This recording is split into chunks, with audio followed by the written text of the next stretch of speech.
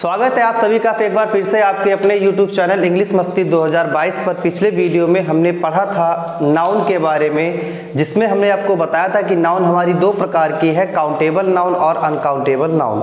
उसमें हमने countable noun के बारे में आपको पूरी जानकारी दे दी थी। आज जैसा कि आप बोर्ड पर लिखा हुआ पहले से ही देख रहे हैं कि हेडिंग पड़ी हुई है अनकाउंटेबल नाउन, तो आज हम जो बात करेंगे वो हम बात करेंगे किसकी? अनकाउंटेबल नाउन की। तो अनकाउंटेबल नाउन को हम कहते हैं कि जिसकी गणना ना की जा सके,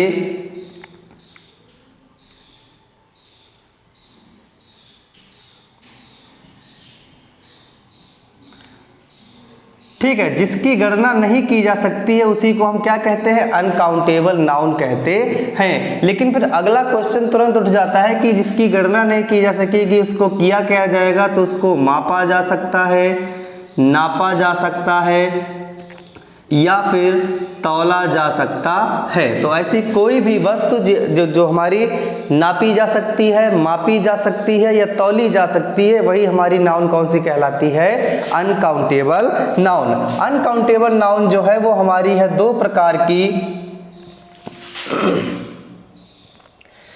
पहली हमारी नाउन है, उसका नाम है मटेरियल नाउन, और दूसरी जो हमारी नाउन है उसका नाम है अबस्ट्रैक्ट नाउन। मटेरियल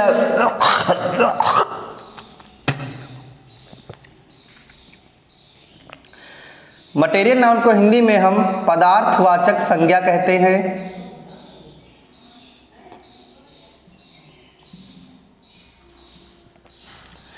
और अबस्ट्रैक्ट नाउन को हम हिंदी में भाववाचक संज्ञा कहते हैं।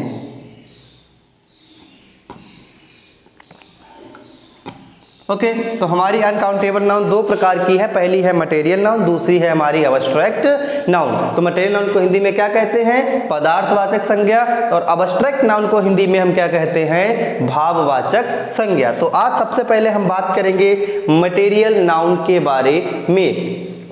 तो मटेरियल नाउन की परिभाषा होती है कि ऐसे शब्द या ऐसे पदार्थ जिनसे हम किसी अन्य चीज का निर्माण कर सकते हैं, वही हमारे क्या कहलाते हैं? मटेरियल कहलाते हैं। जैसे एग्जाम्पल देख लेते हैं दो तीन, जैसे गोल्ड, वाटर, मिल्क, आयरन।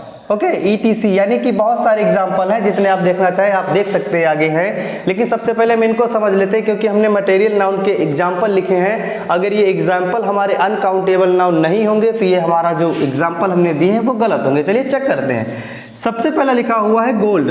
तो गोल्ड जब कभी भी हम खरीदने जाते हैं तो हमको वेट के हिसाब से, यानी तौल करके मिलता है, तो वेट के हिसाब से मिलने के कारण गोल्ड जो होगा वो कौन सा नाउन? Uncountable noun. वाटर जो होता है वो हमको हमेशा नाप करके मिलता है, इसलिए वाटर जो होगा कौन सा नाउन? Uncountable noun. मिल्क जो है हमको हमेशा नाप के मिलता है, इसलिए मिल्क भी कौन सा नाउन? Uncountable noun.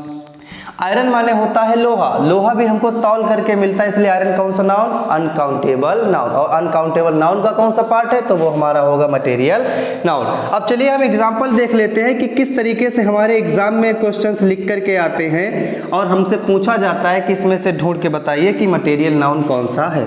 तो जैसे हमने कहा कि this ring is made of gold. दूसरा ले लिया, द कर्ड इज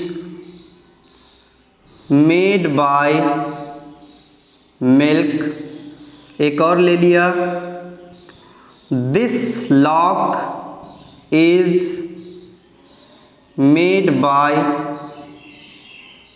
आयरन। तो हमने तीन एग्जाम्पल ले लिए हैं, इसको सबको देखते हैं कि इसमें हमारा कौन सा नाउन है। तो पहला सेंटेंस है कि this ring is made of gold. इसका मतलब है कि यह अंगूठी जो है वो काहे की बनी है? गोल्ड की बनी हुई, यानी कि इसमें केवल दो चीजों की बात की गई है। अब ये जो अच्छा अंगूठी है, क्या इस अंगूठी की हम गिनती करना चाहे तो कर सकते कि नहीं कर सकते हैं? बिल्कुल कर सकते हैं। लेकिन ये जो सोना होगा उस सोने की गिनती नहीं की जा सकती है, और इस सोने से केवल अंगूठी ही नहीं बनाई जाती है, बहुत सारी चीजें बनाई जाती है। इसलिए जो हमारा गोल्ड होगा वो कौन सा नाउन होगा? Material noun.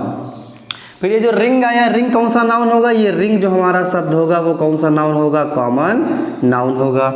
अगला है हमारा the curd is made by milk, यानी कि दही दूध से बना है। तो दूध जो है, दूध से केवल दही नहीं बनाया जाता है, कई और सारी चीजें जो बनाई जाती हैं, इसीलिए हमारा जो मिल्क शब्द होगा वो कौन सा नाउन होगा? मटेरियल नाउन होगा। नेक्स्ट है this lock is made by iron, यानी कि यह ताला लोहे का बना हुआ है। तो ताला काहे का बना है? लोहे का। क्या लोहे से केवल ताले बनाए जाते हैं? तो नहीं, बहुत सारी चीजें बनाई जाती हैं। तो आयरन जो है इसलिए हमारा कौन सा नाउन हो जाएगा? Material noun.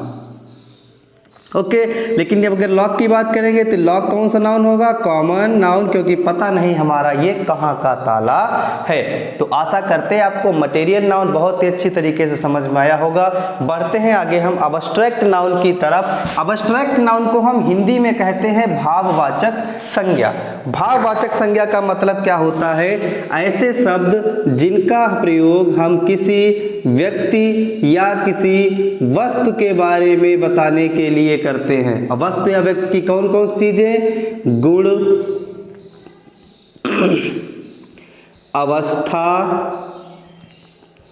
या कार्य विधि। तो जब कभी भी हम किसी व्यक्ति या वस्तु के गुण, अवस्था या कार्य विधि बताने की कोशिश करते हैं तो वही जो हमारी नाउन होती है, जो इन शब्दों को बताती है, वही हमारी कहलाती है अब्स्ट्रैक्ट नाउन। गुण को अंग्रेजी में हम लोग कहते हैं क्वालिटी, अवस्था को कहा जाता है अंग्रेजी में स्टेट, और कार्य विधि को अंग्रेजी में कहा जाता है एक्शन। ओके, तो व्यक्ति में जो हमारे गुण हो सकते हैं वो कौन कौन से हो सकते हैं? सबसे पहला तो बहादुर हो सकता है, ब्रेवरी। डरपोक भी होगा तो कावर्डाइज। ईमानदार हो सकता है, और बेईमान भी हो सकता है, डिसऑनेस्ट।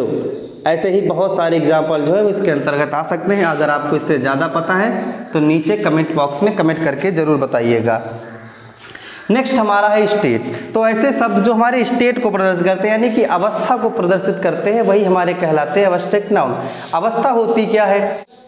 जब हमारा एक बच्चा होता है तो वह बच्चा धीरे धीरे विकास करता हुआ आगे की ओर जाता है। इसका मतलब जब वह वृद्धि करता है तो वह क्या परिवर्तित करता है? अपनी अवस्था, यानी कि उसकी अवस्थाएं धीरे धीरे बदलती रहती है। यहाँ पर ठोस द्रव गैस वाली अवस्था नहीं है। तो जब बच्चा होता है तो बच्चा सबसे पहले जब बचपन में जीता है तो उसको हम कहते हैं बचपन, अंग्रेजी में उसको कहा जाता है चाइल्डहुड। तो ये जो चाइल्डहुड शब्द होगा वो कौन सा नाउन होगा?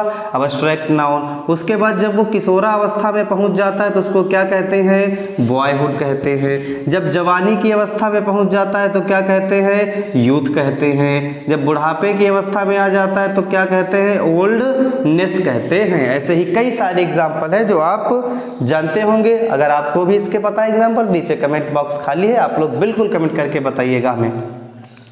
नेक्स्ट बढ़ते हैं कार्य विधि की तरफ कि कार्य विधि क्या होती है। तो कार्य विधि का मतलब है एक्शन। एक्शन का मतलब होता है हमारे द्वारा किया जाने वाला कार्य। जैसे कि इस समय हम क्या कर रहे हैं? पढ़ा रहे हैं। उसके बाद किसी ने मान लिया चोरी कर ली तो चोरी जो होगा वो भी हमारा नाउन हो जाएगा। किसी ने क्या कर दिया? खेती कर दी, तो खेती करने के लिए क्या होगी? फार्मिंग। तो फार्मिंग जो होगा वो भी हमारा कौन सा नाउन होगा? अब्स्ट्रैक्ट नाउन ही होगा। इसका मतलब क्या है कि कार्य विधि के अंतर्गत जो भी हमारे एग्जाम्पल आते हैं वो ज़्यादातर हमारे एक वर्ब पर आधारित होते हैं। तो आशा करते हैं आपको मटेरियल नाउन और अब्स्ट्रैक्ट नाउन अच्छी तरीके से समझ में आया होगा। अगर आप चैनल पर पहली बार आए हैं तो वीडियो को लाइक करके, चैनल को सब्सक्राइब करके घंटी बटन को दबाना बिल्कुल ना भूलें, तथा अपने दोस्तों और मित्रों के साथ इस वीडियो को शेयर करना बिल्कुल ना भूलें। मिलते हैं नेक्स्ट वीडियो में जिसमें हम बात करेंगे नाउन ऑफ द जेंडर के बारे में। वीडियो देखने के लिए धन्यवाद।